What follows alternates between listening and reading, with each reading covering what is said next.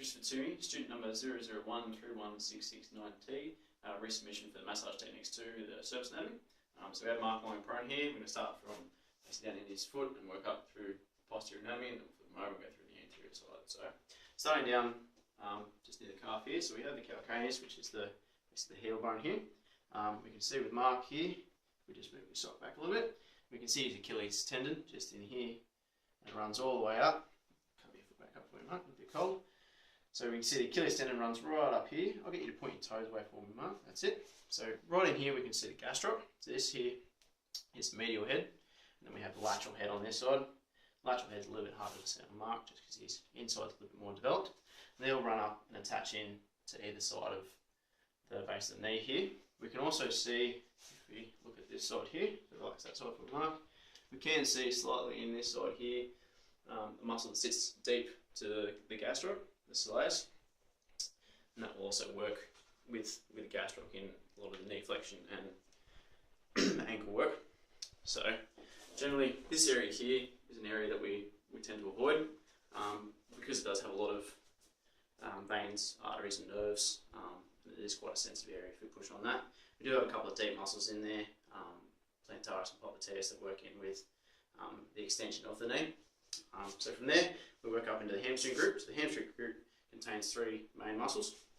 So on the inside here we have the semitendinosus, so that runs right into this outside here and forms the pes anserine, which is almost like a sort of three tendons that run in here. So you've got your gracilis, sartorius, and then the semitendinosus in here. So this semitendinosus runs right along into here, and we can feel it just in about there. Just sort of lateral to that we have the semimembranosus. That runs a little bit more sort of through the middle of this hamstring group, and we'll run right up and attach right into the ischial tuberosity in the base of the pelvis there. We can sort of feel that right along, and that comes in almost into the back of the knee here. Right on this outside, we'll probably show you on this side, it's a little bit easier. We have the bicep femoris. The bicep femoris runs from the outside lateral aspect of this knee, runs right up in and to this outside, and also attaches into that ischial tube. We can sort of feel that marks are quite stuck. He has a fair few adhesions to his hamstrings. It's a little bit hard to feel all of them, but we can just feel in through there the two heads. So you have a long and a short head, the bicep femoris. Even just on this outside here as well, we also do have the ITB. We'll go a little bit more into that when we turn over and have a look at the quad muscles. So moving up from there, so into this girdle of the pelvis here. So we have the big glute max muscle, sits over the top, works a lot with the hip extension. Just deep to that, round about in this region here, we have the glute med. So it works a lot with the external rotation of the hip and the hip stability. And then just deep again and slightly internal to that, so just around about just here, almost sort of towards this SI joint, we have the glute min. Glute min will control a lot of the internal hip stability, a lot with a bit of piriformis and gemelles and that sort of stuff that are quite deep internally. We do have the SI joint here. Generally when we're massaging the lower back here or around the into the glutes, it's an area we don't want to put too much pressure onto either. So moving up into the back here, we have this rectus spinae group. Mark's got quite developed sort of rectus spinae in through this area here. We can see where that attaches in to this base part here, just near the pelvis, and runs almost all the way up the length of your spine. In the lateral aspects on both sides, we have his QLs, the quadratus lumborum, that attach into the ribs, and they work in with the internal and external obliques in the front abdominals, and we'll look again into that when we move more into the anterior aspects. Just on this side here, so in this base part of where the ribs are here, we can sort of feel Mark's lats. So Mark's lats are quite nice and tight in there. He's got a little bit of an adhesion sitting in through here. And they'll run right up and attach right up into his humerus. A similar attachment area to the pec. And look at that when we go anterior. What we can do with Mark is just move his arm around. So we'll go overhead, just so we can sort of slightly see a little bit better just into his shoulder blade there. It does move around a little bit. Mark's got quite well developed upper traps here, but we can sort of see his middle traps sitting around this area, around about here, and attach into that midline of the thoracic spine, and down into his lower traps around this area are quite sort of tight and not as well developed as his upper traps. We might have a bit of neck pain in there. And we can see quite well actually as well, Mark's deltoid. So we've got quite a well developed posterior delt here. Bring your arm just to the side there for me, Mark. That's it, and then just rotate for me. We can see a little bit into his middle delt there as well, and even into the back of the tricep here. So this side. So when Mark squeezes his arm, locking straight, we can see a nice 2 heads of tricep there. There is another head just in the base here, and they'll run into the elbow. So the elbow, one of the areas that we tend to avoid is the cubital fossa, just in here. So there's a couple of little radial and ulnar nerve runs in through there, so we don't want to put too much pressure through that area. Step back down, Mark. Good. Alright, so when we work up into the neck, so like we said, Mark's upper traps up in through here, quite tight. So up into the base of your skull here can be quite tight in through. The upper traps will come up and attach into the base bit of the skull here, into the occipitals, even into his levator gap, and even to the scalenes around in the front there, which we'll have a look in a sec. So I'll get you to jump you back for me, Mark. Just roll over. A little bit more look at the anterior structures. So we'll start from the top of the head. So we do have the temporal muscles just in here, back against the temples, and they tend to work in with the mandible and the jaw, along the jawline here.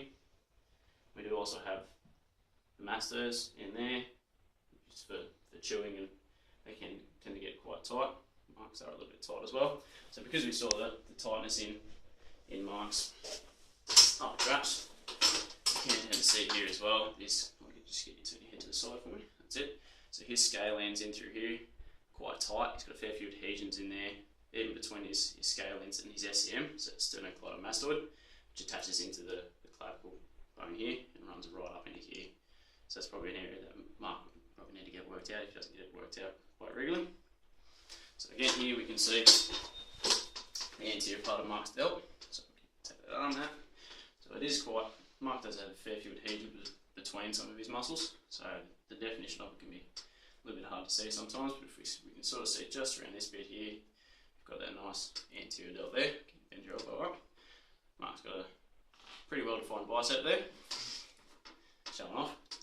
All good. And so we can see where that attaches up into, so we have the long and the short headed bicep, which runs up and across into the bicipital groove, and also up into the shoulder capsule of the acromion. Again, this area here is similar to the back of the knee. It's a point of where a lot of veins and arteries and even some nerves run through there as well. So it's an area we tend not to put too much pressure through. Even into this side, we can sort of see the flexor extensor group. So these coracobrachialis and brachioradialis just in here. It's this nice well-developed muscle there, and a lot of that runs up into there. You've got the flexors in this side here, a lot of the attachment sites, and then running into the carpal tunnel there as well. So moving more into Mark's chest here.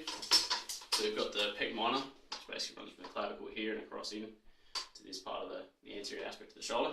This can work against and with sometimes with a little muscle that sits right in about here, so we can still see part of Mark's lat into this bit, right into deep here, almost up into his armpit. There's a little muscle called the serratus anterior, so that attaches into the scapula, and then they can tend to work in opposition to each other sometimes.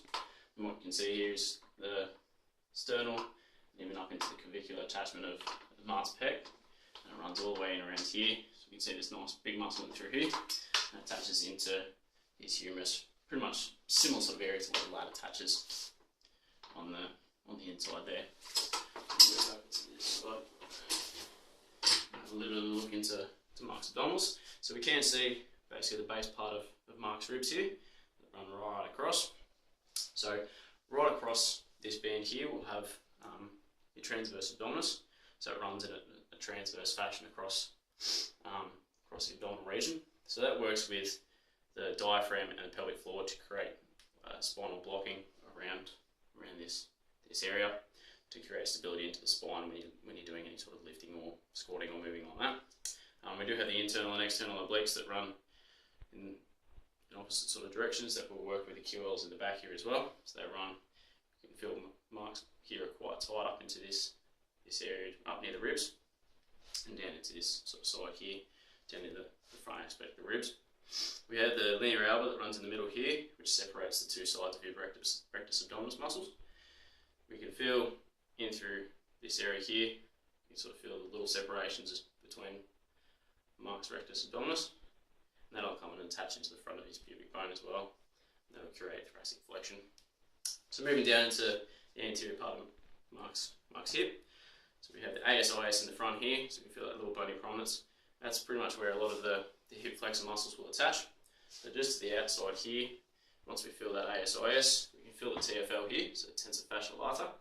That's one that works quite similar to what the serratus and pec minor do with this TFL and the glute med. They can work in opposition to each other sometimes, creating a little bit more hip flexion in the front here. This attaches into the ITB as well, so that band we saw on the side there. Just get you to rotate your leg for a moment. We can see quite nice actually Mark's ITB. It's the flat spot that sort of runs right up on the outside of his leg. So the TFL will attach up in here and sort of interplay with excuse me, with the ITB out this side, and this will attach into the lateral aspect of the knee. We can also see quite well into Mark's quad muscles. So he's got his vastus lateralis here. And he does have a few adhesions actually in this aspect of between his ITB and his vastus lateralis. This can sometimes tend to cause a little bit of knee pain just because of where the vastus lat attaches and where the ITB pulls. It can pull the kneecap slightly laterally. We also see here, so if Mark squeezes his quad for us, we can see just in here, just as that runs into the top of the patella there, there's a slight little line in through here. That's basically his rec fem, which will run right up here, right up into the hip, and creates a lot of bend your knee for me, Mark, create a lot of hip flexion from there. We also do have his VMO, or vastus medialis, which is just on this side, so I can squeeze it again for me, Mark. That's it. You can see that nice little circle part here, and it runs right up. So again, generally with a lot of knee pain, you'll get a bit of a battle between the vastus lateralis and the vastus medialis, just for the way they attach it and hook with the patella. And what we can still see a little bit here, so from that pes anserine that's just on that inside aspect here, we can feel the gracilis and the sartorius, that nice long strap muscles that run right up into the hip as well, so they're working to abduction of the leg and slide into rotation as well. We can sort of feel, look a little bit more on this side, just keep your leg up just on the side for me. We can sort of feel just in here, Mark's adductor magnus, a nice big adductor muscle up in there, and as we work, so that attaches almost the whole length of the femur, to from about here, about 2/3 of the way down the shaft of the femur, right up into the top part of the hip. We also do have the adductor longus and adductor brevis. They're a little bit high up, so we won't get too stuck into those. Straighten that for me, Mark. That's it, it's good. So yeah, the kneecap is another area that's a bit of a bony area that we don't tend to put too much pressure on when we're massaging. Also, we do have a little spot just in here with the fibular head and Gertis tubercle that's in here. It's another few areas that we tend to try to avoid if we are massaging. We can see on Mark as well, Mark dorsiflexus, we can see nice, really well developed tibialis anterior.